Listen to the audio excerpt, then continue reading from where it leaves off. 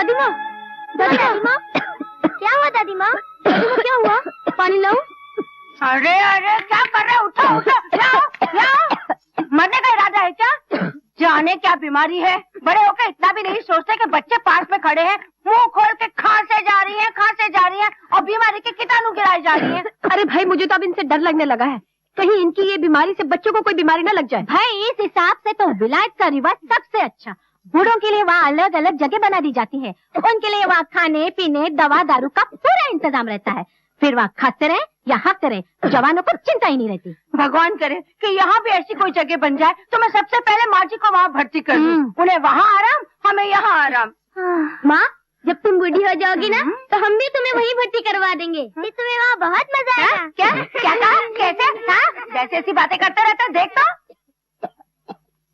चलो दीदी। उनकी सेवा करेंगे जी दिल से बड़े, जिसे देखेगी दुनिया खड़े ही खड़े। अरे पगली, अभी तो तुमने संसारी शक्तियों का सामना करना है। लक्ष्मी, यह कलयुग है, कलयुग। हिम्मत ना हारना।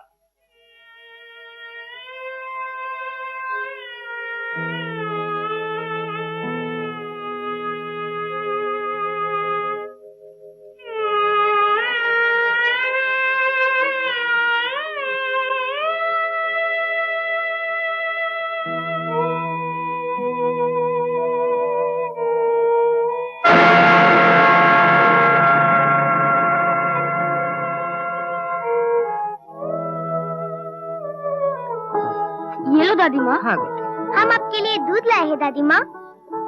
दूध? हाँ दादी माँ, आपकी रोटी कुत्ता ले गया ना? हमने अपनी आँखों से देखा है दादी माँ। माँ कहती है भूखे पेट सोने से सेहत खराब हो जाती है। मेरे बच्चों, तुम अपनी दादी माँ का कितना ख्याल है, अपनी औलाद नहीं पूछती। तुम्हारे मासूम दिलों में कितना दर्द है मेरे लिए। ना दादी माँ ना, रोते नहीं। हम कितने दिनों से देख रहे हैं कि तुम अक्सर भूखी रह जाती हो। अब हम रहने नहीं देंगे। लो ये दूध पी लो। पी लो ना दादी माँ, तुम्हें हमारी कसम। नहीं नहीं बेटे, पी लेती हूँ, पी लेती हूँ। भाई वाह, क्या नेक काम सिखाया जा रहा है बच्चों को। बड़े शर्म की बात है माँ जी, अकेले में बच्चों से चोरी चोरी दूध मंगवा के पीती हैं आप। दादी होके बच्चों को चोरी सिखाती हैं। छी छी छी, अरे ये तो बेचारे बच्चे हैं, कम से कम आपको तो सोचना चाहिए कि इनका दूध आप पी जाएंगी तो बेचारे बच्चे तो भूखे रह जाएंगे। नहीं माँ, दादी माँ ने दूध नहीं मंगवाया था, हम खुद लाए हैं। दादी चोरी करना सिखाती हैं और पोती पोते सफाई पेश कर रहे हैं। चल चल सोने, तू क्या मुंह देख रहा है, चल ना।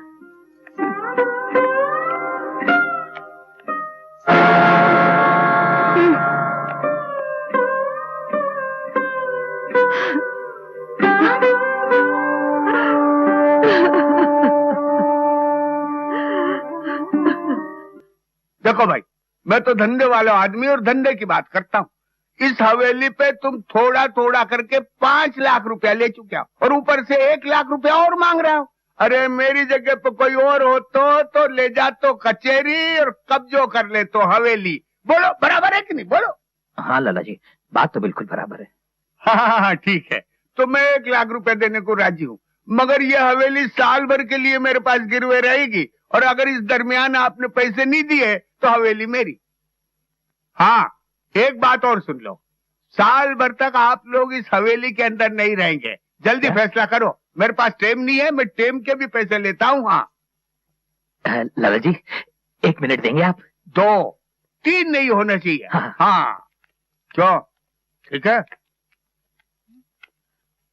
तुम लोगों ने लाला की बात तो सुन ही ली, अब बताओ तुम्हारी राय क्या है? तुम लोगों की क्या राय है? जो तुम्हारी राय वही हमारी राय। हाँ दीदी। देखो मैं एड्रेस लिख कर देता हूँ, तुम ठीक पते पर पहुँच जाना, समझे? क्या हो रहा है? उसे पता देने की क्या जरूरत है, तुम भी उसके साथ बैठ जाओ, बच्चों को भी बिठा लो। वरना माँ जी आ जाएगी। ओ भाई जल्दी गाड़ी स्टार्ट करो ना, चलो जल्दी करो। चलो चलो चलो बच्चे चलो। अरे भाई चलो जल्दी करो ना। अरे बैठो यहाँ। क्या टाइम लगता है, क्या करो, माँ जी आ जाएगी, दिक्कत हो जाएगी। घर से तो जान छूटी, जल्दी करो भाई। चलो भैया जल्दी बैठो, जल्दी चलो चलो जल्दी करो। चलो भैया।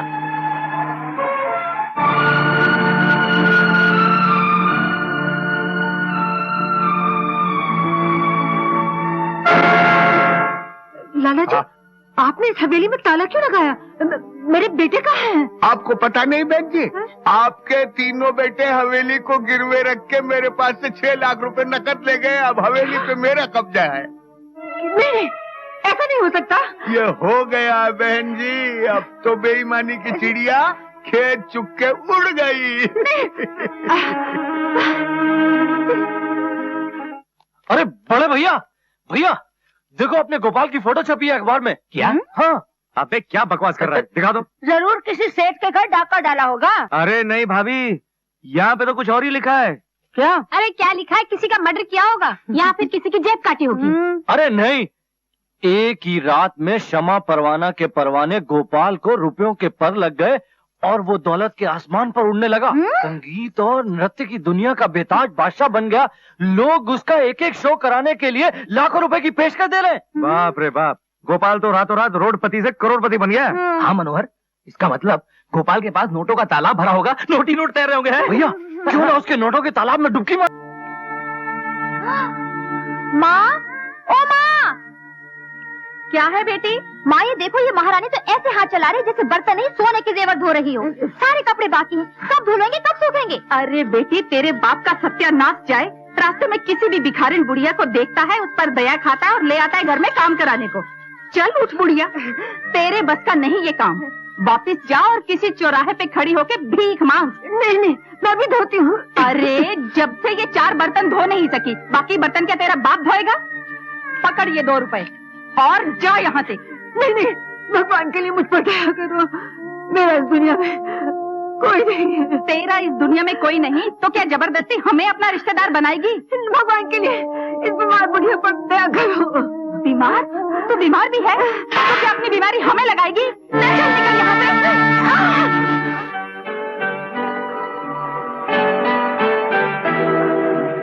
और कितनी देर लगेगी? बस थोड़ी देर में पहुंचाना चाहिए। क्यों, माँ को मिलने की बड़ी बेचैनी हो रही है? हाँ। मैं भी तड़प रहा हूँ माला। माला, माँ में देखकर कितनी खुश होंगी। हाँ।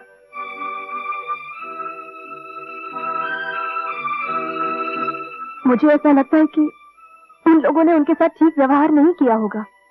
कैसी बात कर रही हो तुम माला? मेरे भाई को मुझसे शिकायत थी, माँ से थोड़ी। अरे माँ तो 3-3 बेटे 3-3 बहू के बीच में राज कर रही होगी, राज। हाँ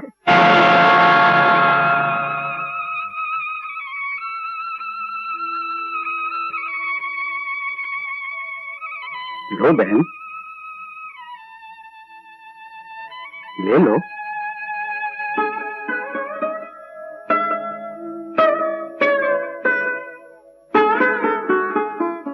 इतने दिनों के बाद माँ से मिल रहे हैं, मैं तो बस उनके चरणों को पकड़कर बैठ ही जाऊंगी। सच माला, माँ को देखकर मैं तो खुशी से पागल हो जाऊंगा।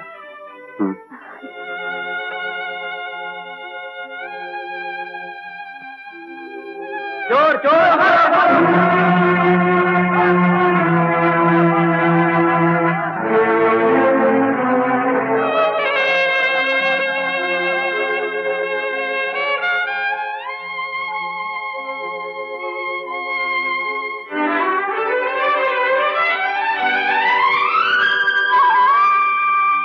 बहन जी, कुछ काम मिलेगा?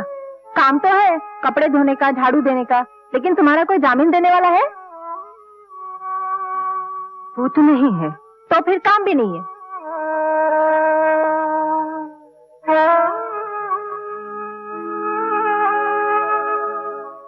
बहन जी, कोई काम मिलेगा? कोई काम वाम नहीं है, जाओ यहाँ से। पता नहीं कहाँ से चले आते हैं।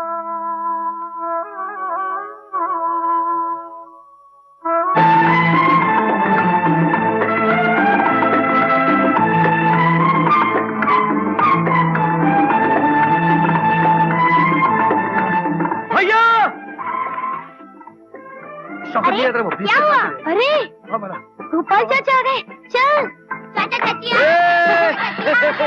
कैसे हो बिटिया? अरे गोपाल बाय लागी जी। अरे भाई गोपाल, तेरे तो बड़े ठाठ हो गए।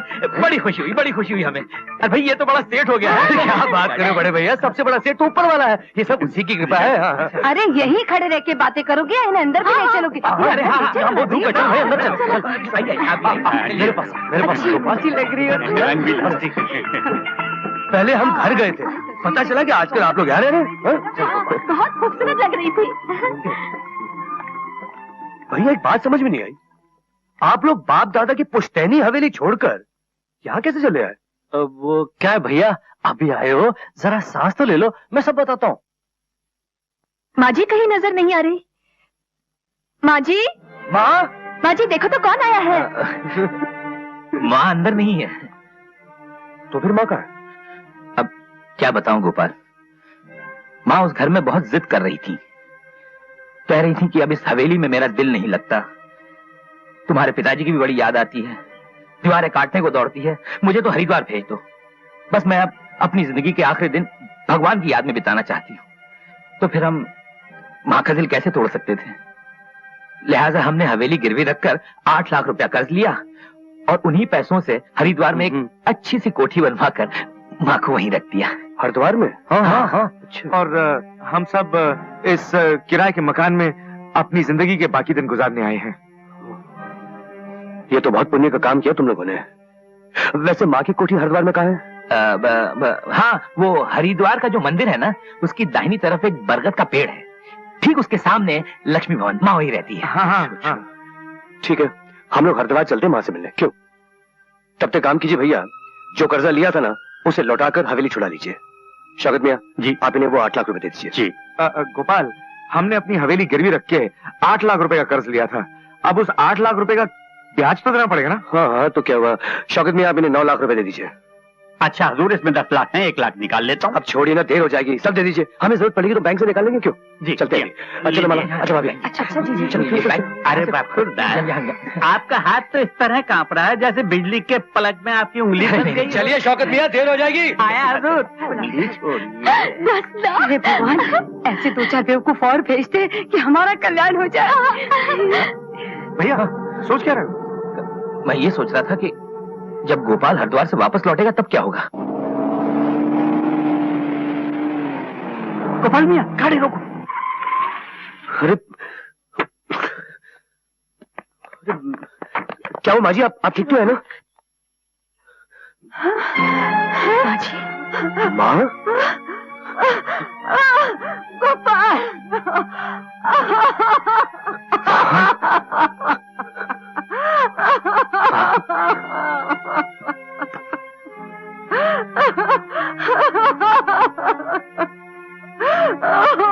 बेटा, बाजी, गोपाल, तुम्हें इस जन्म में देख पाऊंगी इसकी मुझे उम्मीद ही नहीं रही थी। लेकिन माँ, तुम्हारी ये हालत, मुरली भैया सबों ने कहा कि उन्होंने हवेली गिरवी रखकर तुम्हारे लिए हरिद्वार में कोठी बनवाई है। जब बेटे बीमार माँ को दवा छोड़ 2 बूंद पानी नहीं पूछते, वो कोठी बनवा कर देंगे। जो गाली के बगैर एक रोटी नहीं देते, वो कोठी बना कर देंगे क्या? समझ गया, सब समझ गया। उठ माँ, तू चल मेरे साथ, चल मेरे साथ माँ। संभल के।